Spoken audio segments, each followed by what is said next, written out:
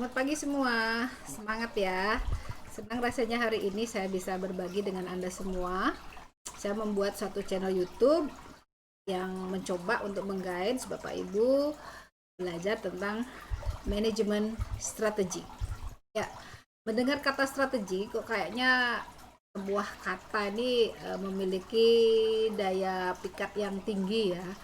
Ngomongin strategi kok kayaknya ada sesuatu yang menggelitik, yang menarik kita untuk uh, ingin tahu apa sih strategi manajemen gitu. Strategic manajemen itu apa, cakupannya apa gitu ya. Nah, pada sesi kuliah manajemen strategik ini saya coba membawa Bapak Ibu untuk memahami lebih dalam apa saja subjek atau substansi dari manajemen strategik. Oke, agenda dari sesi kuliah kita saya akan bagi menjadi 5 session, yakni sesi 1. Di sini kita akan mencoba belajar tentang strategic manajemen proses ya, proses manajemen strategi.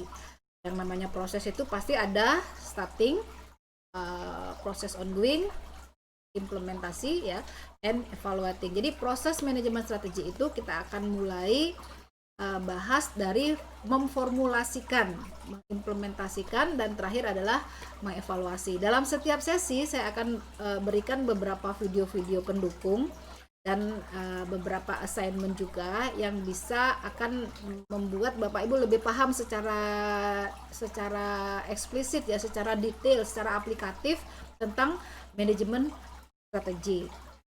Ya, di setiap session juga ada tugas, ada paper, ada jurnal yang bisa Bapak Ibu baca sebagai sharing information, sebagai source of information, referensi yang bisa menguatkan pemahaman tentang manajemen strategik.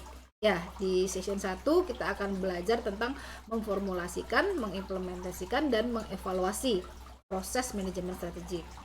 Kemudian di sesi 2 kita akan coba melihat tipologi dari manajemen strategik.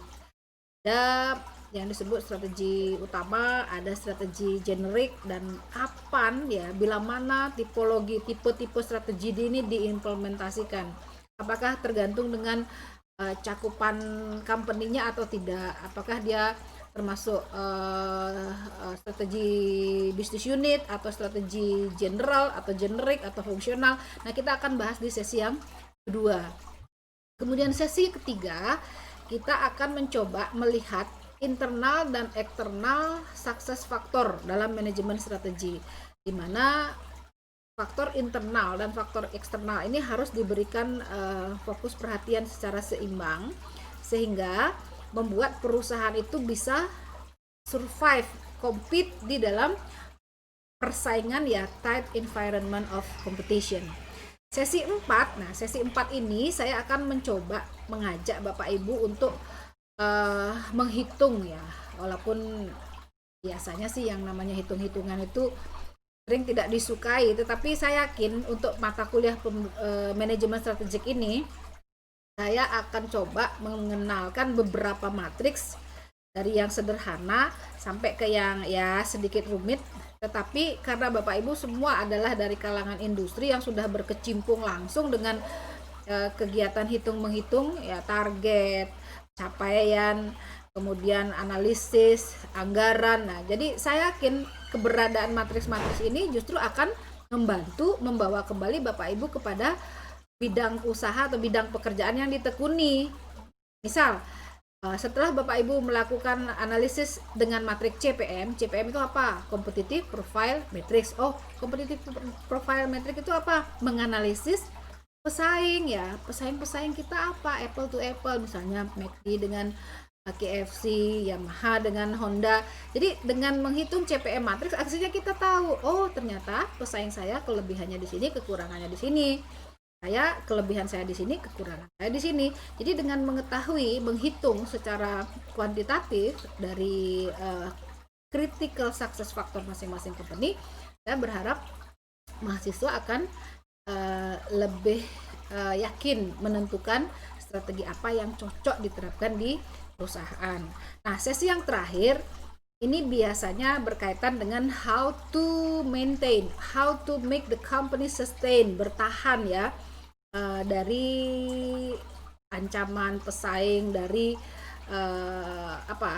kebangkrutan, dari kondisi-kondisi negatif yang mungkin secara proses kalau kita nggak bandingkan ke dalam siklus daur hidup produk ya, dimana satu produk yang sudah mengalami fase maturity from starting beginning ya, kemudian dia growth, maturity, if there are nothing done by the marketing team, the company will be decline atau jatuh ya. Ketika dia sudah mencapai pada fase maturity, apabila dari manajemen tidak melakukan sesuatu tindakan khusus, maka tidak dipungkiri perusahaan itu bisa decline.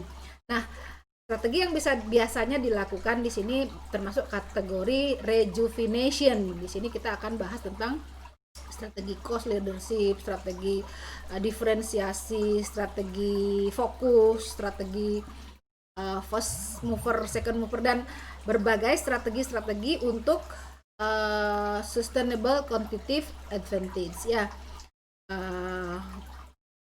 bersaing secara kompetitif dan bisa sustain. Ya, kita masuk ke sesi 1. Sesi 1 kita mulai dari current issue, global consideration, pertimbangan global yang membuat perusahaan-perusahaan itu harus mempertimbangkan isu-isu internasional, isu-isu global yang memiliki impact terhadap keberlanjutan perusahaan. Ya, salah satunya adalah perkembangan informasi dan teknologi, di mana keberadaan IT adalah vital strategic management tools, di mana kalau perusahaan tidak shifting memanfaatkan teknologi informasi sebagai manajemen tools, saya yakin perusahaan itu akan ditinggalkan. Makanya sekarang berbondong-bondong, misalnya hotel, kita lihat mereka memiliki e-commerce-nya yang kuat ya, karena berbasis digital semua. Kemudian isu lain adalah bagaimana perusahaan-perusahaan itu fokus juga kepada environmental concern. Pernah mungkin Bapak Ibu dengar yang disebut istilah forest purchase, di mana negara-negara besar yang menghasilkan polusi dalam kapasitas tinggi, mereka melakukan buying forest ya, forest purchase. Misalnya Indonesia, karena Indonesia memiliki banyak hutan, Indonesia menjadi objek forest purchase dari negara-negara penghasil polusi tinggi. Ini merupakan strategi juga yang mungkin secara bisnis akan bisa menjudge atau memblame dirinya sebagai company yang care terhadap environment. Baik, kita akan mulai dari what is strategy. What, how, and why strategy need in the company. Ya, kita lihat video berikut. Orang kalau sudah mulai memikirkan strategi, berarti orang itu sudah bisa melihat bagaimana sebuah persaingan terjadi. Oke, saya putarkan video ini yang akan memberikan gambaran tentang persaingan. Hegyi versenyeinkről teljességgel száműztük az előszakot. Ha mégis előfordulna egy-egy gigszer, bölcs és mérsékelt versenybíróink azonnal ott teremnek, hogy szelídféltéssel elmagyarázzák a renitensnek a fair play szabályait. Valahogy így.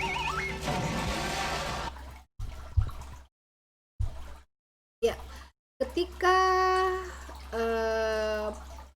kompetitor semakin ketat ya, semakin banyak, semakin high ya, baik quality maupun quantity-nya, persaingan itu sudah tidak bisa kita tebak ya. Semua persaingan bisa menjadi tidak sehat. Nah, apakah ketika persaingan tidak sehat itu terjadi, kita ikut-ikutan bersaing secara tidak sehat? Bisa jadi dua jawabannya. Bisa Anda survive, perusahaannya bisa survive, tetap bertahan, tetapi bisa juga perusahaan itu justru mati kutu, konyol dengan strategi persaingannya yang buruk gitu ya. Jadi, what is strategy? Kita coba. Strategi is a large scale future oriented plan. Jadi sebuah rencana masa depan yang skala besar. Makanya perusahaan-perusahaan itu menentukan visi misinya dalam orientasi masa depan dengan target waktu yang cukup panjang. Ya, for interacting with the competitive environment to achieve the objektif untuk berinteraksi dalam dunia yang semakin bersaing ya, untuk mencapai targetnya. Strategi adalah company's game plan. Yang namanya games itu biasanya membuat ya si pelaku itu spot jantung. If they are the winner, they will feel very happy. But if not, we all fail to achieve the objective. Maka ya game itu akan memberikan dampak buruk kepada perusahaan. Ya, makanya dibilang strategi itu adalah sebagai company's game plan. Ya, yang ketiga, strategi dikatakan sebagai framework for managerial decision. Kita akan bisa mengambil keputusan yang baik apabila kita sudah memiliki framework yang tepat, ya, template yang benar, ya. Nah, jadi ketiga definisi ini secara general bisa memberikan gambaran kepada kita strategi itu adalah apa? Company's game plan, the framework of managerial decision, large scale of future oriented plan.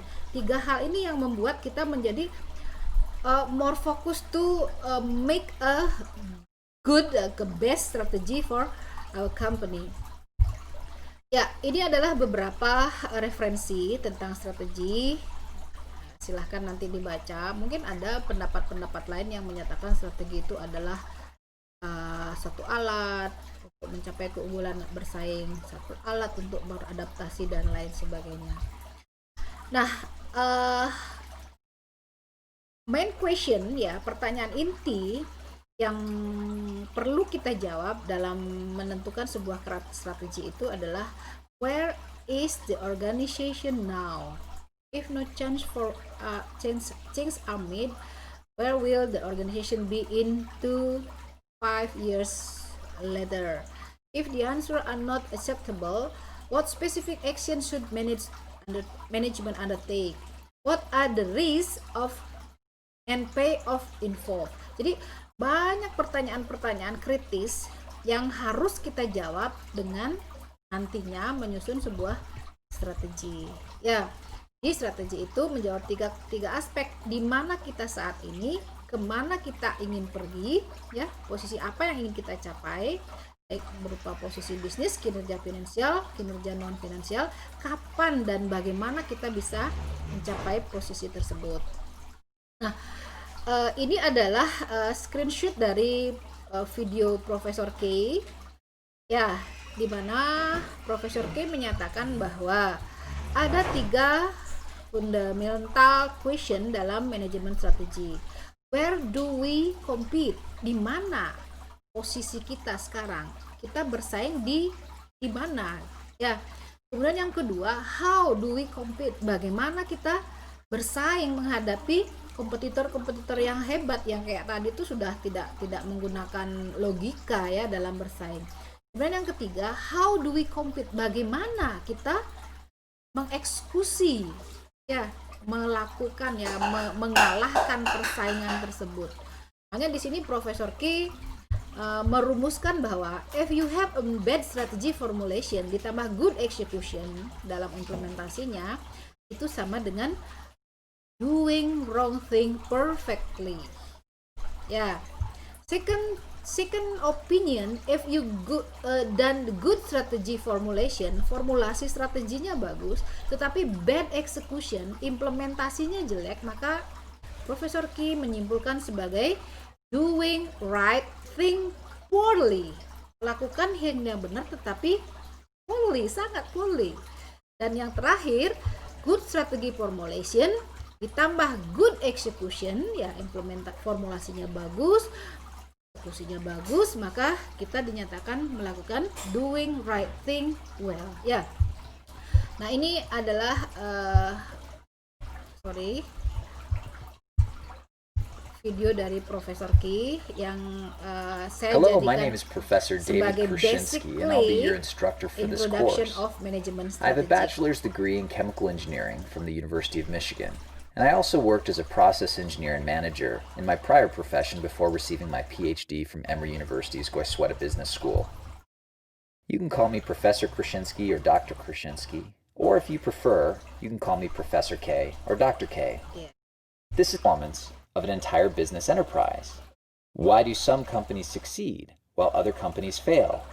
And what, if anything, can managers actually do about it? The world's most attractive and most profitable market opportunity better than any other. I'm discussing exactly what kinds of we call strategy formulation. Once you know where you're competing and how you're competing, you have formulated a strategy. That brings us to the third question. How do we execute? If you happen to formulate a poor strategy in your answers to the first two questions, then it makes no difference whatsoever how good your implementation plan is. As course, in taking a step back, I'd like you to envision strategy as a three-legged stool. In order for this strategy stool to stand up successfully in the face of determined competition, all three legs must be firmly in place. A successful strategy requires first, an attractive market opportunity, second, the resources and capabilities required to serve the needs and desires of that market better than competitors can, and third, a well-coordinated implementation or execution that aligns the people and the organization with the strategy that you formulate. Jadi Profesor Key mengibaratkan strategi itu sebagai sebuah kursi yang memiliki 3 kaki. Yang pertama adalah market opportunity.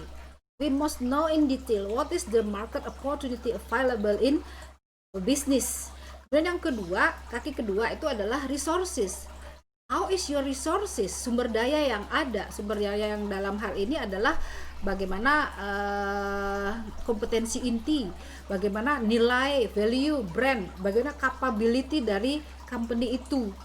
Kemudian yang ketiga adalah execution. Kaki ketiga ini eksekusinya seperti apa? Jadi how do we complete, where do we complete, how do we compete, how to execute. Ya. Nah, di dalam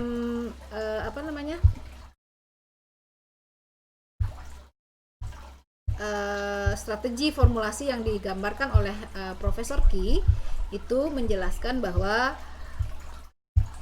sebentar, ini ada di sini dia. Nah ini.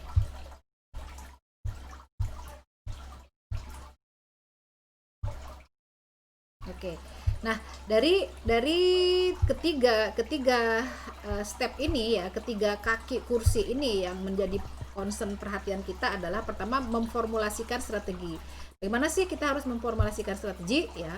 Kita melakukan external analysis kompetitor dengan pertimbangan kompetitor yang selalu dinamik, industri analysis, industri solution. Kemudian strategi formulation dari sisi internal analysis. Internal analysis ini masuk ke dalamnya adalah resources ya, business level kita seperti apa, corporate level kita seperti apa. Kemudian yang selanjutnya adalah eksekusi.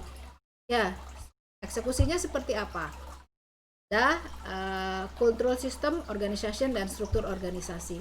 Nah, ketiga hal ini yang akan kita coba explore, kita coba pelajari di sesi manajemen strategi. Oke. Lanjut. Dari sekian pertimbangan, dari video, dari teori-teori, kita bisa putuskan bahwa manajemen strategi adalah sekumpulan keputusan dan tindakan yang menghasilkan formulation, ya, pelaksanaan, implementasi dan evaluasi. Ya, dalam versi in English-nya juga dalam bahasa kawinya saya cantumkan di sini, the definition of strategic management is the art and science of formulating, implementing and evaluating cross-functional decision that enable an organization to achieve its objective. Ya, secara prinsip task of management strategic dijelaskan dalam beberapa stage ya, yakni memformulasikan internal analysis, assess the company's environment, analysis company action, identify most desirable option, select the long-term objective, develop annual objective, implement the strategic choice, evaluate success of the strategic process. Ya, benefit dari manajemen strategik itu tentunya banyak sekali. Ya, improve your communication skill, increase understanding, enhance the commitment, greater productivity, more effective strategy, higher productivity. Jadi ini membuat perusahaan itu allow the firm to influence, initiate, initiate and anticipate, be proactive rather than reactive. Jadi semua hal yang terjadi memberikan kontribusi yang positif, ya, bermakna atau bermanfaat bagi perusahaan. Nah, selanjutnya adalah basic model of strategic management. Secara sederhana, model sederhana dari strategic management itu kita awali dengan environmental scanning. Saya download PowerPoint ini karena saya lihat secara sistematis sekali mengajarkan kita untuk memahami proses dalam manajemen strategi, dari melakukan environmental scanning, kemudian strategi formulasi dan strategi implementation, serta evaluation and control. Ini adalah tahapannya secara lengkap. Kita mulai dari environmental scanning. Jadi scan terhadap kondisi lingkungan sekitar. Ya, ada faktor eksternal, ada faktor internal. Kita coba lihat dulu, telusuri dulu faktor-faktor apa saja yang merupakan faktor eksternal dan internal. Ini faktor eksternal ada 2, O dan T, opportunity dan threat. Kemudian faktor internal ada 2 juga, strength dan weakness, kekuatan dan kelemahan. Setelah kita memahami faktor eksternal dan internal, kita mulai memformulasikan strategi. Formulasikan strategi itu dalam langkah awalnya ngapain? Kita harus memiliki atau membentuk sebuah visi dan misi.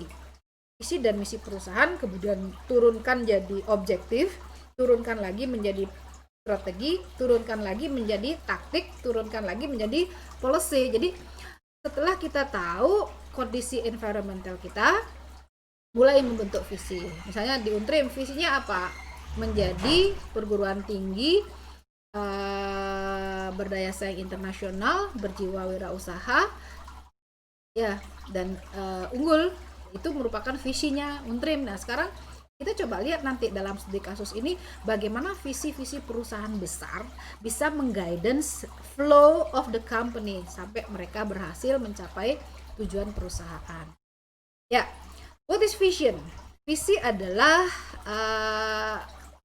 sesuatu yang mengguidance kita. What do we want to become? That's the vision statement. Jadi kita mau jadi apa gitu ya. Misalnya yang sering saya pakai contohnya adalah vision, to be the world is in your hand gitu. Jadi dia punya visi bahwa dunia ada di tangan Anda gitu ya. Apa maknanya visi itu? Berarti kita tidak pernah berpikir susah untuk mencapai Amerika, mencapai Eropa, mencapai Belanda, mencapai Timur Tengah gitu ya. Mission adalah what is our business, misi kita apa bisnis itu. Kemudian setelah ada visi misi, kita buat strategic question. Ini berdasarkan Peter Drucker strategy key question. Beliau menyatakan formulasi studinya adalah kita harus tahu apa sih bisnis kita, vision kita, who are your customer, what do our customer consider value, what have been our result, what is our plan. Itu mungkin yang bisa mengguidance. Nah, ini adalah contoh pertanyaan untuk menggali sebuah visi dan misi. Ya, elemen-elemen misi ini harus detail. Elemen misi itu harus mencakup customer, product, market, teknologi, survival, growth, philosophy, self-concept, public image, employee. Jadi misi yang kita bikin dalam satu perusahaan harus mengandung berapa ini? 10 ya? 9 aspek dalam menyusunnya. Ya, objektif tujuan. Ya, visi, misi, tujuan. Tujuan itu adalah what is to be accomplished. Ya, by when it should be quantified if possible. Jadi harus bisa dihitung. Ya, misalnya tujuan kita apa? Increase profit 10% over last year. Increase profit 50%. Compete with sekian persen. Market share kita menjadi sekian persen. Nah, itu semua harus kuantitatif. Ya, bisa terhitung. Nah, setelah tahu itu baru terus kita melakukan formulasi strategi. Formulasinya tuh di level mana? Level operasional, apa level fungsional, atau level divisi, atau level korporasi. Misalnya contoh ada perusahaan Carrefour. Transmart, Bank Mega itu merupakan satu perusahaan korporasi. Jadi strategi di korporasi tentunya akan beda dengan strategi di fungsional. Ya, strategi di divisi beda. Coba kita lihat perusahaan-perusahaan yang corporate yang skala besar gitu. Mereka visinya pasti sama. Ya, visinya sama. Misalnya fokus kepada pelayanan customer misalnya, itu menjadi visi intinya. Tetapi penjabaran visi, misi, tujuan yang ada di level-level yang lebih kecil itu sudah lebih teknis sifatnya. Ya, ini formulasi strategi corporate strategy direct to organization. Business strategy set a strategic direction for a single business. Ya, satu unit produk. Kemudian functional strategy itu merupakan suatu guidance yang digunakan oleh resources dalam implementasi strategi bisnis.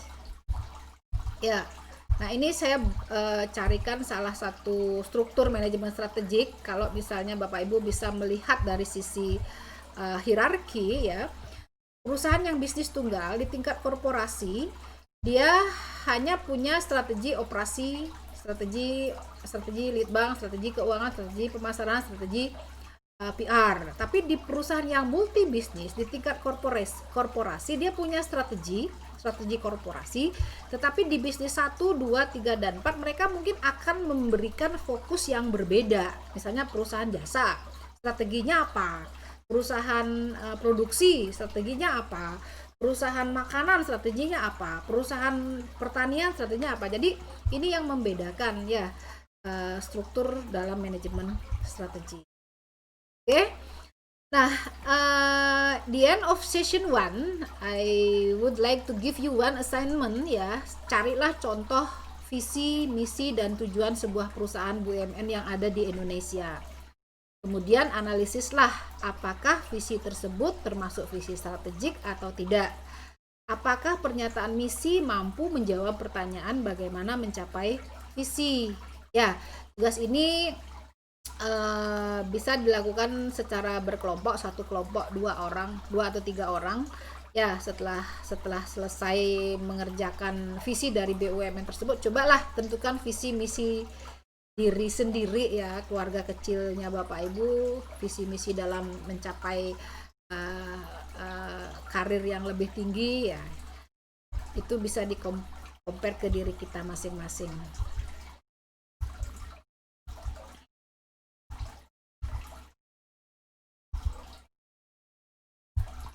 Baik, untuk mendukung assignment ini, saya juga sudah menyiapkan beberapa contoh kasus yang bisa Bapak Ibu ambil sebagai perbandingan di dalam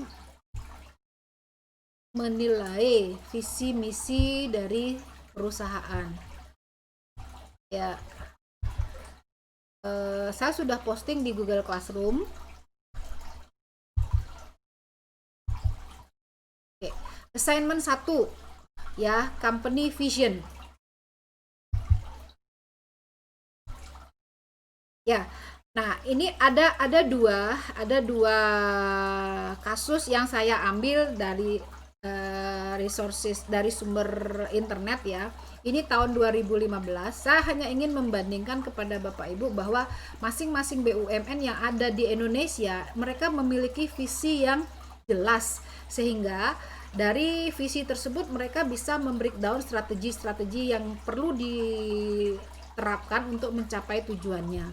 Nah, ini adalah gambaran dari best top BUMN tahun 2014, di mana yang tertinggi ya sebagai BUMN yang terbaik adalah BRI. Ya, coba nanti di explore apa sih visinya BRI gitu ya. Ya, saya masih ingat sekali BRI itu tahun 2014 ya, apa 2013 mereka membeli sebuah satelit. Ya, membeli satelit secara personal gitu, bukan dari government. Tadi secara personal Bank BRI itu membeli sebuah satelit. Why they take decision to buy one satellite that we know the cost of to buy one satellite is very expensive? Kenapa? Karena dia punya visi pingin menjadi bank yang sampai melayani ke pelosok-pelosok. Bener nggak bisa terjadi? Iya, dia membeli satelit, jadi besar modalnya itu diinvestasikan untuk membeli sebuah satelit, sehingga akhirnya mereka bisa melayani sampai ke pelosok-pelosok. Ini luar biasa sekali terobosannya. Di tahun 2015 capaian Bank BRI menjadi sangat tinggi dengan laba 24,25 triliun 2014. Nah, saya pikir sekarang pun dia masih eksis dibandingkan dengan bank-bank yang lain. Nah, kita lihat di tahun 2017 bagaimana Indonesia memberikan satu apresiasi penghargaan terhadap BUMN.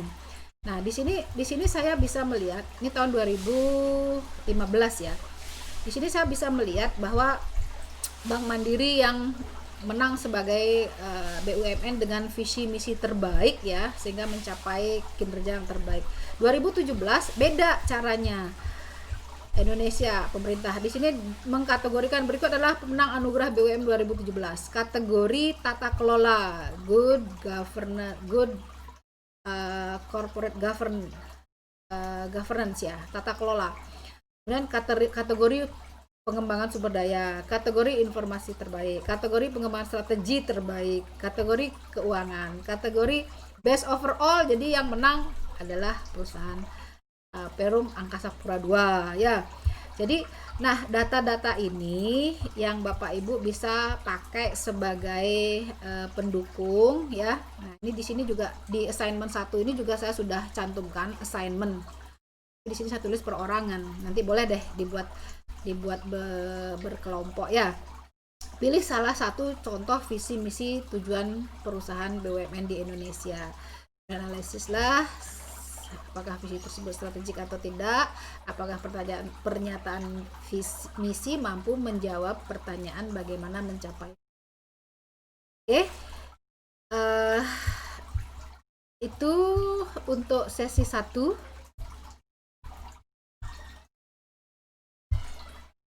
Ya, demikian materi kita untuk sesi 1. Saya akhiri. Kita akan bertemu kembali di sesi 2 dengan topik yang berbeda dan assignment yang berbeda pula. Terima kasih dan tetap semangat.